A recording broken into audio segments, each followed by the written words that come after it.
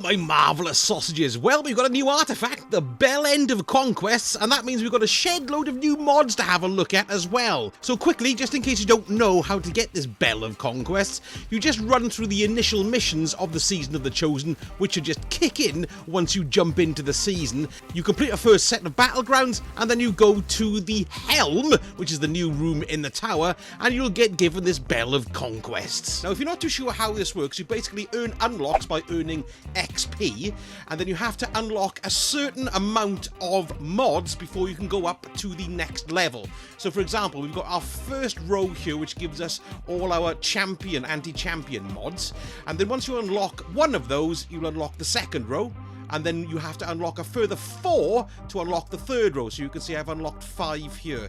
Now, in order to unlock this row here, I have to unlock 7 altogether. So I have to earn 2 more unlocks, and then this row will unlock. And then finally, we've got to earn 10 and spend 10 to unlock this final row here. Now, you only have 12 to spend altogether, so by the time you get up to this end row here, the maximum amount you'll have to spend on that row is 2, because you'll already have spent 10 unlocks to get that last row open. XP is the key here, and your ghost holds the key to get it quicker. Now, if you start upgrading your ghost and get 6 energy slots, then you can start slotting in these larger XP earners. You can see the blinding light here. This increases XP gains by 12%. So once you unlock the ghost that way, you can get yourself more XP and then unlock your artifact level even quicker. And of course, each time you go up a level with the artifact, you add a power level in general to your guardian. So you can see that gives me +4 power bonus there at the moment. Now, as for the mods themselves, I've changed my view on how I use this artifact, because as you play through the season, you're going to find that you're going to be coming up against champions more and more often to get the stuff that you want. Think of the legendary lost sectors, the master lost sectors, the certain triumphs that you need to do, the certain new seasonal challenges that you need to do that involve champions. Now, what you really want is a way to be able to juggle all your weapon types for whatever you're using to give yourself a bit more variety so you can have a bit more fun. So what I've done is I've unlocked this entire row here first of all, so I've got free reign on what I can use this season. So you can see, as for overload rounds, we've got the bow, and we've also got the submachine gun this time. Now, the bows are really good this year, particularly with Diku's Divination, the new exotic bow. That's going to become very handy combined with this overload for taking out champions, because the new legendary lost sectors on the moon, they're going to be quite difficult to begin with, so you're going to need every bit of help that you can get. And now the Unstoppables, we've got them on hand cannons still, which is very useful, but they've also gone over to pulse rifles for this season as well. And then finally, for the barrier, the anti-barrier, we're on to scouts, which is quite interesting. Now, these 2 rows here, I'm not particularly interested in unlocking that many of them, to be honest with you, because as we get up to these last 2 rows, there's things that are more interesting for me. So what we've got here, and this is the first time this has happened, I believe, we've got anti-barrier on sniper rifles. That is so handy, because you can shoot them out from a distance, your teammates can go in and take them out, or you can just blast them with a sniper rifle. I'd wager it's only going to take 1 or 2 shots to knock that shield out on an anti-barrier, so that's fantastic. And then we've got the overload mod on swords, which is pretty cool too. And then we've got something of interest here as well. We've got the surge detonators that are back for arc grenades. So these are again overload mods, so you can use them to use against overload champions.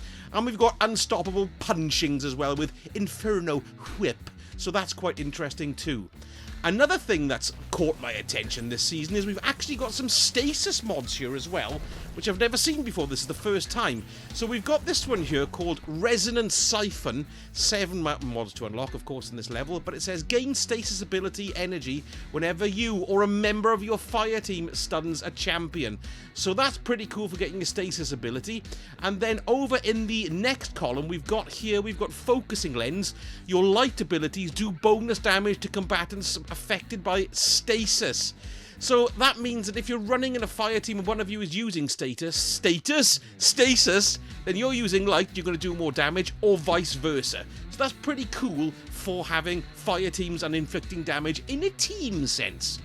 Now then, the other things that we've got here, we've got Passive Guard. Now for this, it's 6 energy to slot into your armor. It's a class item mod, and it says, receive less damage from combatants that are close to you while you are wielding a sword. Then we've got Glacial Inheritance. Defeating targets with your stasis super refunds super energy. So that's another stasis one I actually didn't see there, which is pretty cool. We've got Sundering Glare. Rapid precision hits against distant combatants weaken them for a short time. Not bad. And then we've got Volatile Conduction. Grants bonus arc super damage if cast while critically wounded. Lasts until the end of the super activation. Well, that's not bad too, so there's some interesting ones there, but I'm pretty much decided that I'm going to go for the ability to change out anything to kill champions with. So swords, sniper rifles, grenades, and I think from this column, I'm probably going to go for that one there, the focusing lens, because that could have come in very handy. I'm already glad I've kitted myself up with all these mods, because I had a go of one of the Now I'm already really happy that I've kitted myself out with these champion mods, because I've just had a go of one of the legendary lost sectors on Europa, and it's up to 1300 power level, and quite frankly I had my ass handed to me completely. So the overload on Tiku's divination is going to come in handy once my power level starts coming up to snuff. One other thing to remember as well is if you're not happy with the mods that you've bought, you can reset the artifact at the cost of 10,000 glimmer. That's for the first reset, but then it does go up every time you wish to reset it. So if I was you, rather than whittling money down the drain, just get it right the first time. Now, if you do enjoy the channel and you'd like to support me, which would be fantastic, I have a Buy Me a Coffee page if you want to buy me a virtual coffee, which would be wonderful. And also, you can give me a subscribe and a like, and let me know in the comments how you're setting up your artifact this season. Are you going to go with my advice or go, no, bugger you, I'm going to do something completely different? Well, anyway, I'd love to know. Thank you so much all for watching, and I shall see you all again very soon. Sausage out.